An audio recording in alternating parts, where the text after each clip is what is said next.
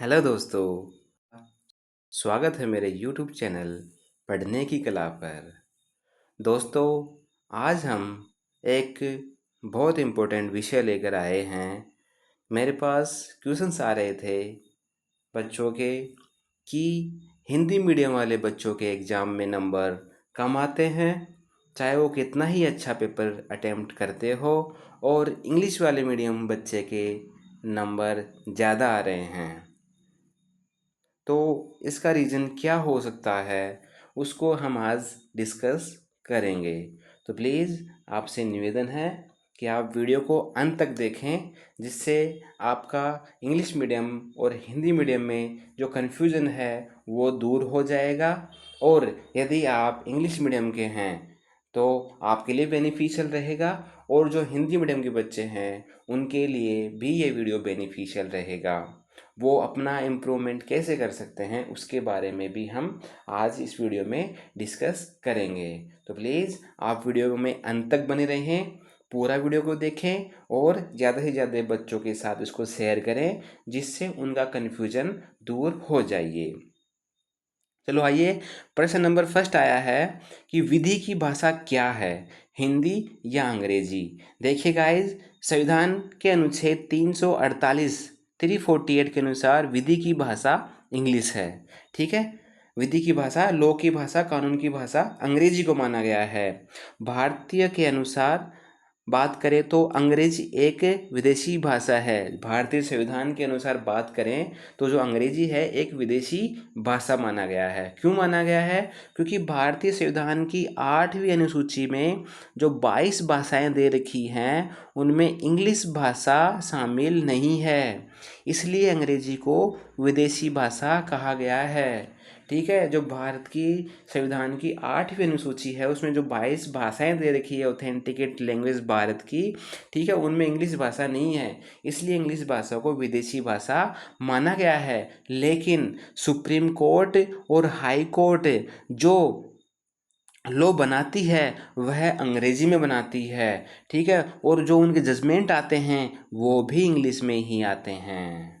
ठीक है, और जो पार्लियामेंट, अपनी जो संसद है, वो भी कानून किस में बनाती है? वो भी अंग्रेजी भाषा में ही कानून बनाती है। ठीक है, इसलिए हमारे संविधान में कहा गया है कि जो भी विधि बनेगी, जो भी कानून बनेगा वो अंग्रेजी भाषा में ही बनेगा। ठीक है, संसद के द्वारा जो भी कानून बनाया जाएगा उसकी भाषा भी अंग्रेजी भाषा ही होगी। इसलिए कहा गया है knowledge of English is essential. ठीक है, इंग्लिश का ज्ञान, इंग्लिश की जानकारी रखना हमारे लिए, एडवोकेट्स के लिए बहुत ही बहुत ज़रूरी है। उम्मीद है दोस्तों आपको अच्छे से समझ में आ गया होगा कि कानून की भाषा इंग्लिश क्यों होती है। चलो आइए अब सेकंड क्वेश्चन लेते हैं। हम लोगों को एलएलबी हिंदी में करनी चाहिए या अंग्रेजी में करनी चाहिए? तो देखिए दोस्तों, अगर आपकी दोनों भाषाओं में कमांड है, ठीक है, आपको हिंदी भी आती है अच्छे से और इंग्लिश भी अच्छे से आती है, आप इंग्लिश भी अच्छे से लिख बोल सकते हो, हिंदी भी अच्छे से लिख बोल सकते हो, तो आपको निश्चित रूप से एलएलबी अंग्रेजी में करनी चाहिए।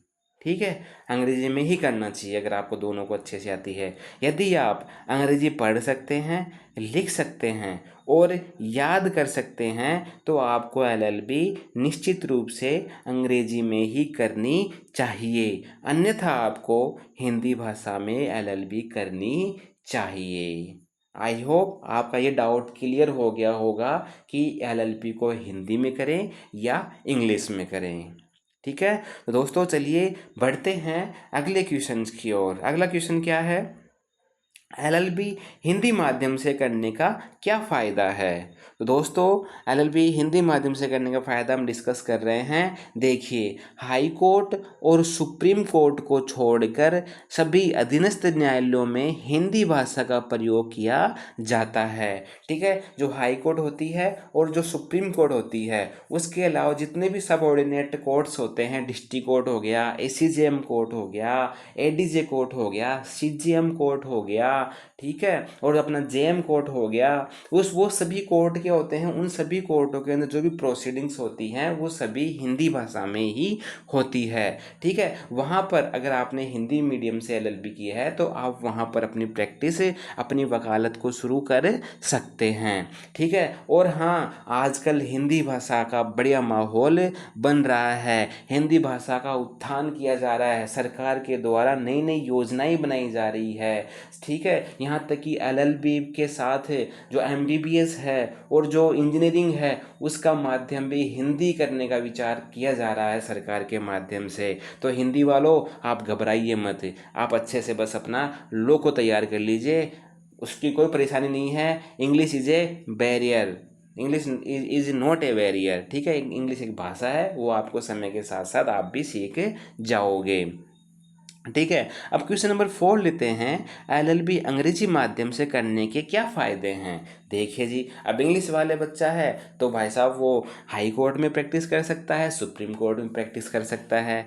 ठीक है, देखिए अगर आपने इंग्लिश माध्यम से एलएलबी की है तो आप हाई कोर्ट में, सुप्रीम कोर्ट में और साथ ही अधीनस्थ न्यायालय में भी प्रैक्टिस कर सकते हैं। जो इंग्लिश माध्यम से एलएलबी करेगा उस बच्चे को हाई कोर्ट और सुप्रीम कोर्ट प्रैक्टिस करने में ज़्यादा आसानी रहेगी। ठीक है, जहाँ तक कि हिंदी माध्यम वाले बच्चे को हाई कोर्ट और सुप्रीम कोर्ट में प्रैक्टिस करने के लिए थोड़ी बहुत परेशानी आ सकती है, हालांकि कर तो वो भी लेगा।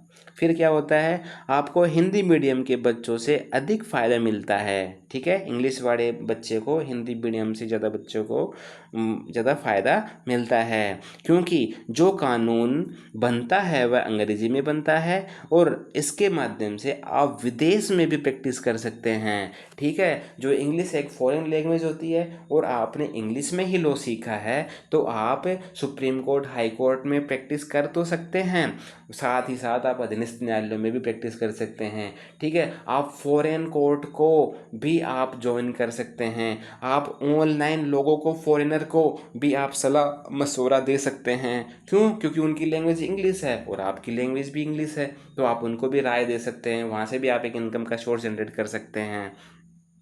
ठीक है, अब गाइस क्वेश्चन नंबर 5 आता है कि एलएलबी एग्ज़ाम में अंग्रेजी माध्यम वाले बच्चों के ज़्यादा नंबर क्यों आते हैं। देखिए जी, पहला कारण है का, देखो ये जो विचार है वो सिर्फ मेरे विचार हैं।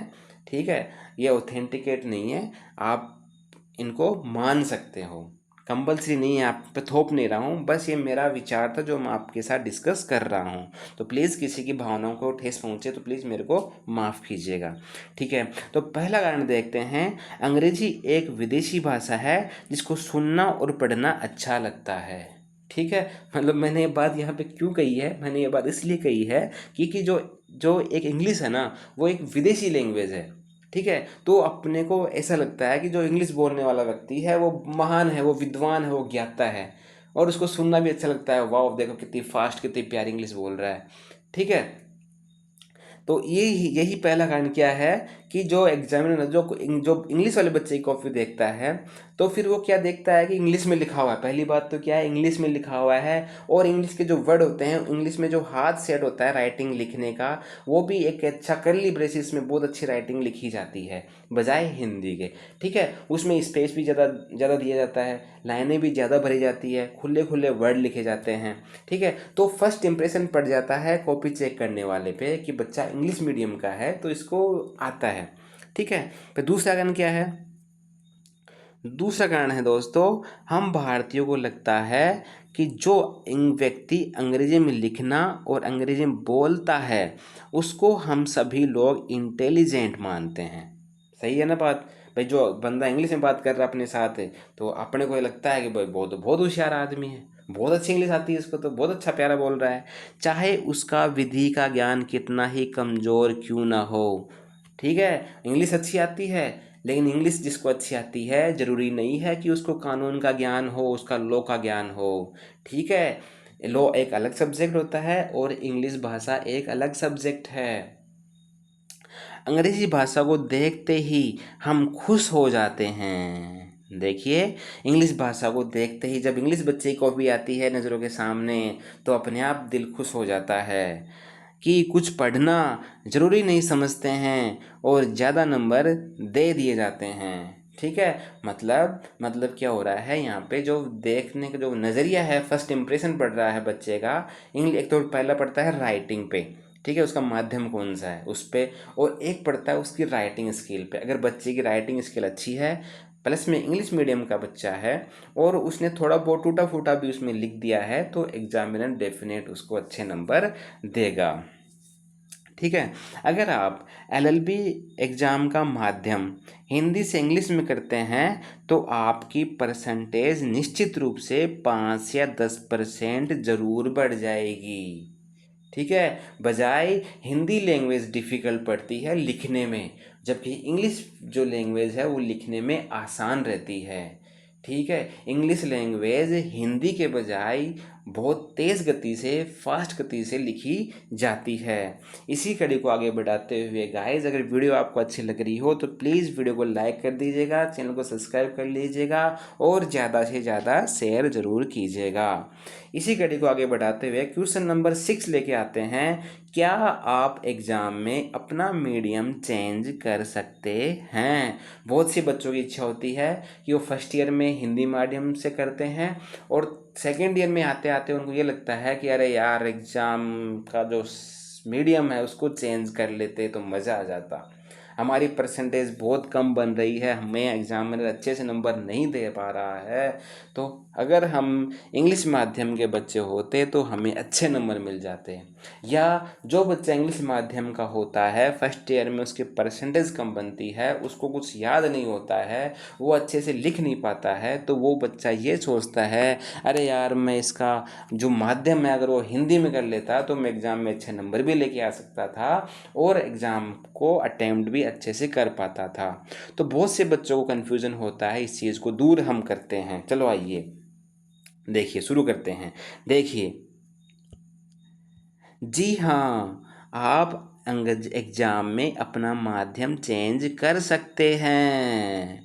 अगर आप हिंदी माध्यम के बच्चे हैं तो आप इंग्लिश माध्यम के बच्चे हो सकते हैं, और अगर आप इंग्लिश माध्यम के बच्चे हैं तो आप हिंदी माध्यम में अपना एग्ज़ाम दे सकते हैं। कोई बाउंडेशन नहीं है कि आपने first year, second year, third year में किस माध्यम से एग्ज़ाम दिया है।